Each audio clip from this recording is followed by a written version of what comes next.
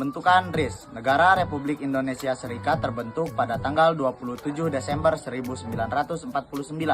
Negara RIS terbentuk dari hasil keputusan konferensi meja bundar di Den Haag, Belanda pada tanggal 23 Agustus sampai 2 November 1949. Delegasi RI di konferensi meja bundar KMB dipimpin oleh Dr. Andes Muhammad Hatta, berupaya secara diplomatik memperjuangkan pengakuan kedaulatan Indonesia. Hasil KMB disahkan KNIP dan ditandatangani pada 14 Desember 1949. Parlemen RI menandatangani keputusan tersebut pada 21 Desember 1949. Isi KMB diterima oleh KNIP melalui sidangnya tanggal 6 Desember 1949, tanggal 14 Desember 1949 diadakan pertemuan di Jalan Pegangsaan Timur, nomor 56, Jakarta. Pertemuan ini dihadiri oleh wakil pemerintah Republik Indonesia, pemerintah negara-negara bagian dan daerah untuk membahas konstitusi RIS. Pertemuan ini menyetujui naskah UUD yang akan menjadi konstitusi RIS. Negara RIS berbentuk federasi melalui seluruh Indonesia dan RI menjadi salah satu bagiannya. Bagi RI, keputusan ini merugikan tetapi merupakan strategi agar Belanda segera mengakui kedaulatan Indonesia sekalipun dalam bentuk federasi RIS. Dalam konstitusi itu juga dijelaskan Presiden dan para menteri yang dipimpin oleh seorang Perdana Menteri secara bersama merupakan pemerintah. Lembaga perwakilannya terdiri atas dua kamar, yakni Senat dan DPR. Senat adalah perwakilan daerah bagian yang masing-masing diwakili 2 orang. Kemudian DPR beranggota 150 orang, yang merupakan wakil seluruh rakyat Indonesia. Tanggal 16 Desember 1949, Insinyur Soekarno terpilih sebagai Presiden RIS. Secara resmi, Insinyur Soekarno dilantik pada tanggal 17 Agustus 1949. Tempat di Bangsal City Hinggil Keraton, Yogyakarta oleh Ketua Mahkamah Agung Mr. Kusuma Ahmad dan Dr. Andes Muhammad Hatta diangkat sebagai Perdana Menteri. Tanggal 20 Desember 1949, Kabinet Muhammad Hatta dilantik, dengan demikian terbentuk pemerintahan RIS. Dengan diangkatnya Soekarno sebagai Presiden RIS, maka Presiden Republik Indonesia menjadi kosong.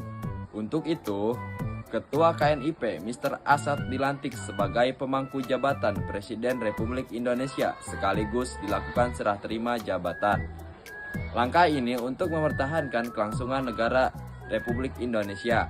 Apabila sewaktu-waktu RIS bubar, maka Republik Indonesia akan tetap bertahan karena memiliki kepala negara.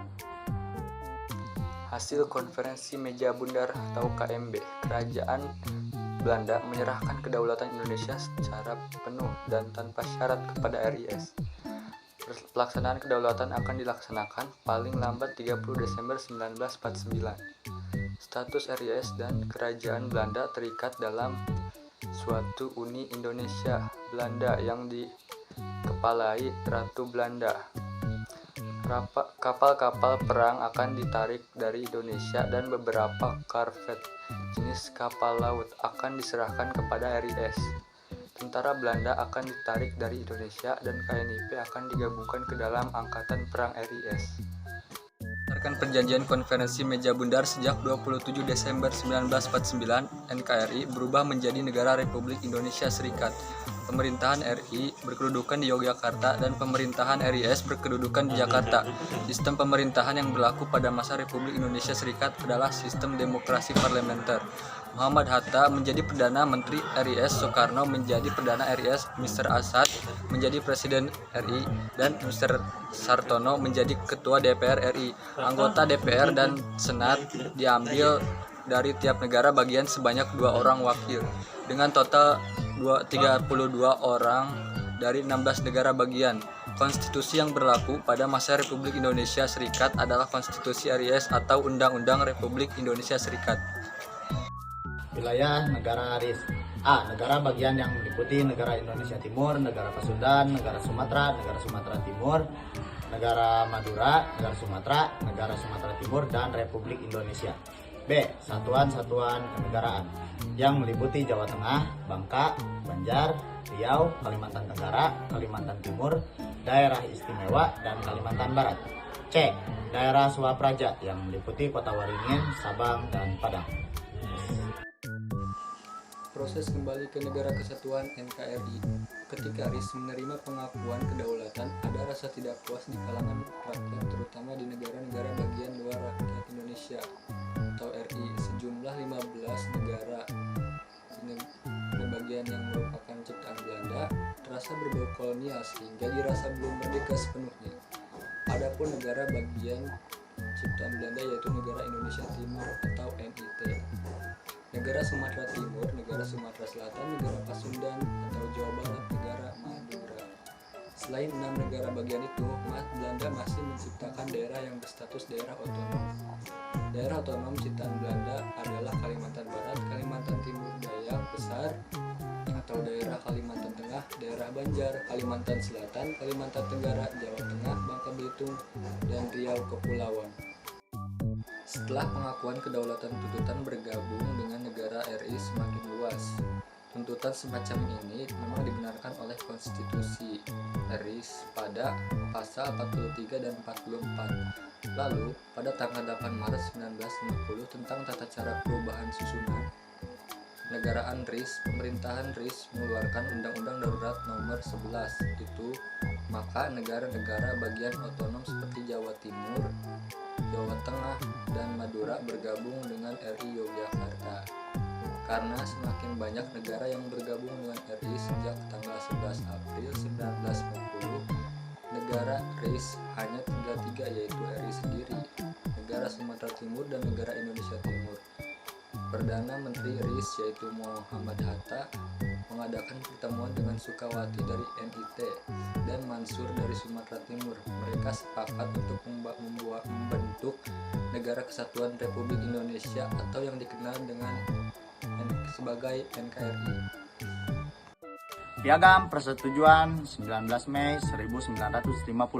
Sesuai dengan usul dari DPR Sumatera Timur, proses pembentukan NKRI tidak melalui penggabungan dengan RI, tetapi penggabungan dengan RIS. Setelah itu, diadakan konferensi yang dihadiri oleh wakil-wakil RIS, termasuk NIT dan negara Sumatera Timur.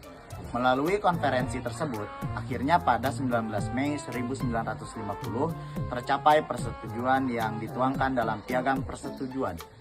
Isi penting Piagam Persetujuan 19 Mei 1950 adalah 1. Kesediaan bersama untuk membentuk negara kesatuan sebagai penjelmaan dari negara RI yang berdasarkan pada Proklamasi 17 Agustus 1945.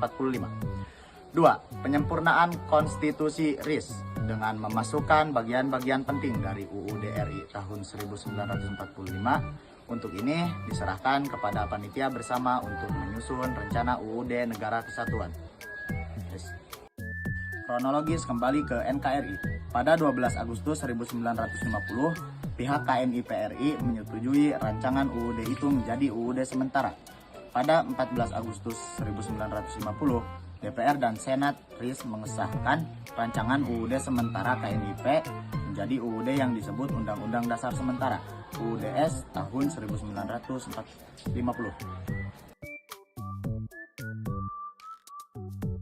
Peran perempuan dalam memperjuangkan kemerdekaan.